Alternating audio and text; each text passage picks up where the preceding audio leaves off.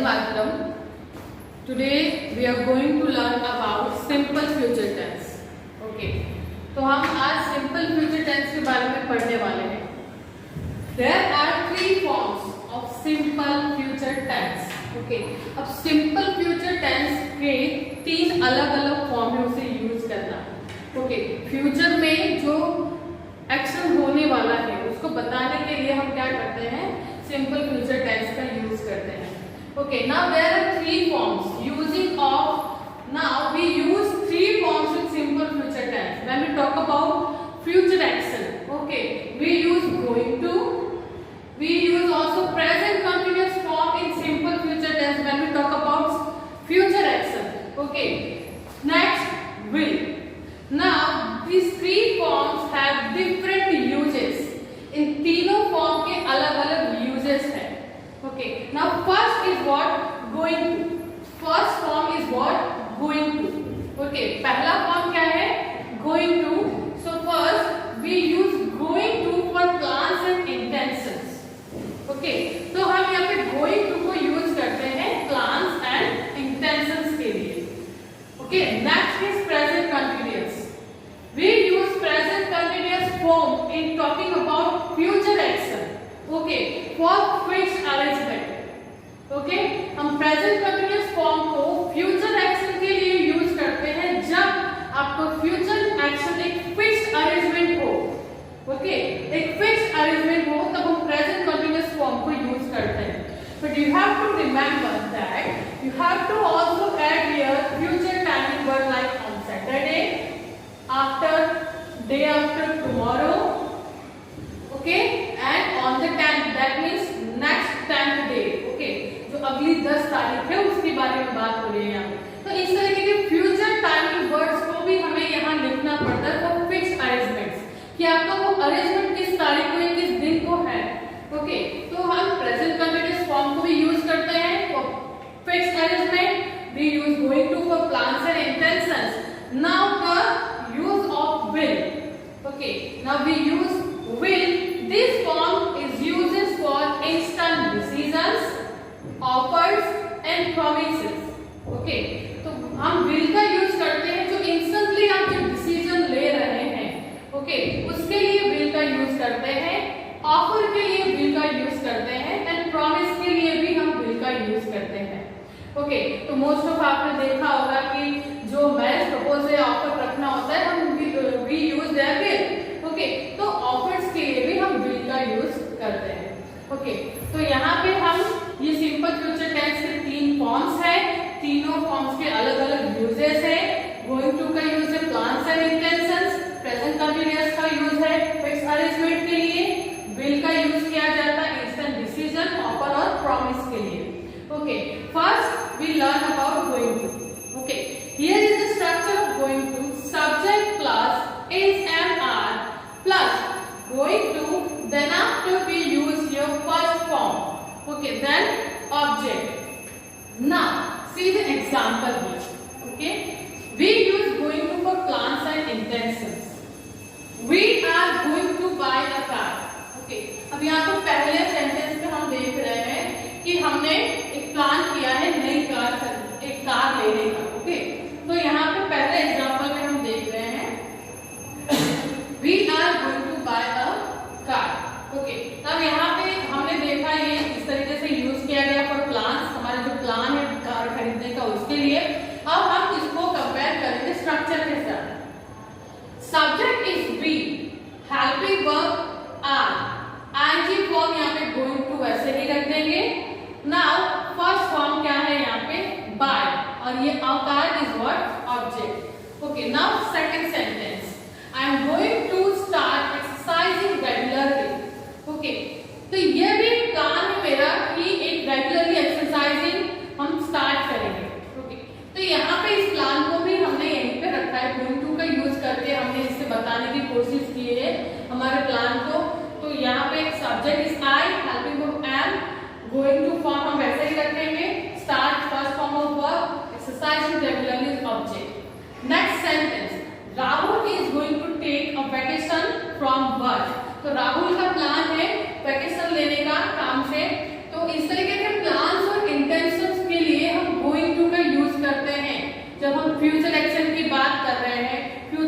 कोई प्लान है, कोई इंटेंशन है, तो हम उसके लिए गोइंग टू का फॉर्म यूज करते हैं। और इसका स्ट्रक्चर बहुत ही सिंपल है, subject plus helping verb is and are. Going to का फॉर्म को वैसा ही रखेंगे, वर्ब का first form and object. Next हमारा है कि फ्यूचर एक्शन के लिए प्रेजेंट कंटीन्यूअस फॉर्म का यूज करना। किस तरीके से करेंगे?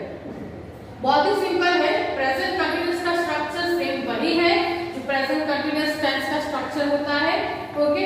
बट ध्यान आपको क्या रखना है यहाँ पे कि आपको टाइमिंग वर्ड फ्यूचर का ऐड करना है, ओके। टाइमिंग वर्ड आपको क्या करना है? फ्यूचर का ऐड करना है। कैसे?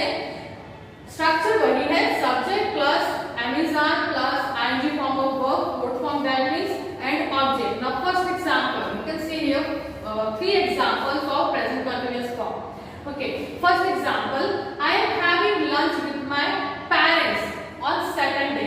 ठीक है, तो यहाँ पे देखिए, यहाँ पे हम किसके यूज करते हैं? फिक्स अरेंजमेंट के लिए। मेरा अरेंजमेंट क्या है यहाँ पे कि मैं अपने पेरेंट के साथ लंच करूंगी सैटरडे को, ओके। तो ये फ्यूचर में सैटरडे को मेरा एक अरेंजमेंट है, ओके।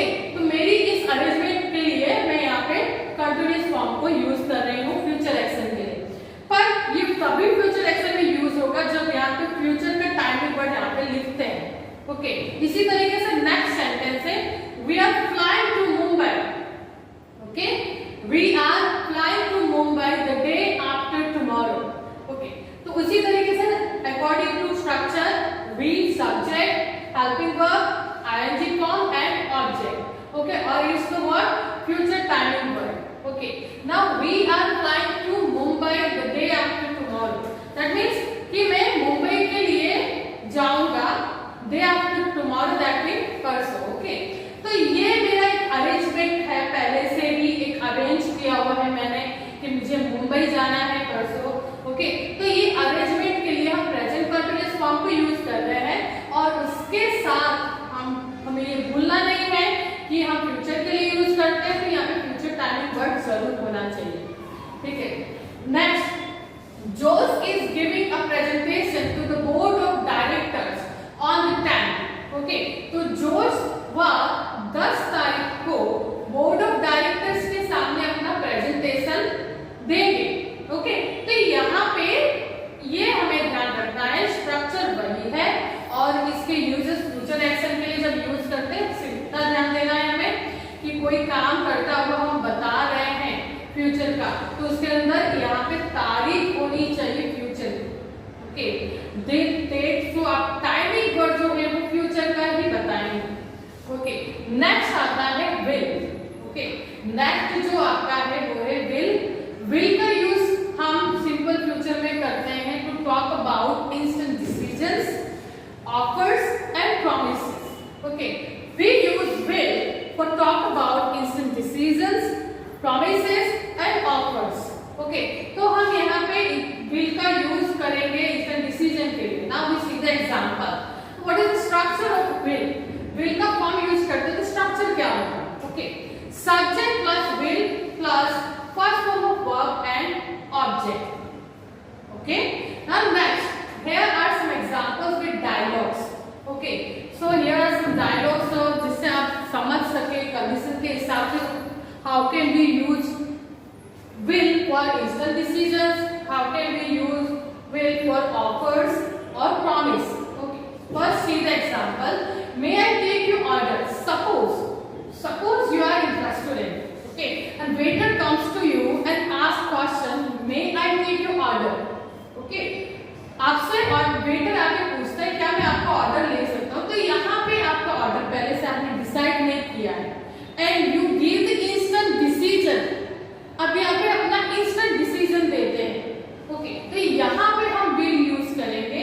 आप यहाँ पे देख सकते हैं मैंने यहाँ पे अलग अलग के चौक से हाईलाइट करके लिखा हुआ है, okay. Yes I will have, okay, will have the burger and fries combos. यहाँ पे हैव एक फॉर्म है, फर्स्ट फॉर्म है, okay. I will have the burger and fries combo please. So it is what, it is instant decision. ये मेरा एक instant decision है, इसलिए मैं यहाँ पे विल को यूज कर रही हूँ। नेक्स्ट है, someone said to me मेरा फोन बज रहा है, someone said to me, phone is ringing. My instant decision, I said that I will get it. Okay, मैं इसे अटेंड करती हूँ. Instant decision. तो ये मेरा एक instant decision है. तुरंत ही फोन रिंग हुआ. Somebody says to me, your phone is ringing, and I say yes, I will get it. Okay. तो will get हमने देखा will and verb का first form. यहाँ पे भी have की first form है. Okay, यहाँ पे auxiliary नहीं है. Okay. Next third sentence.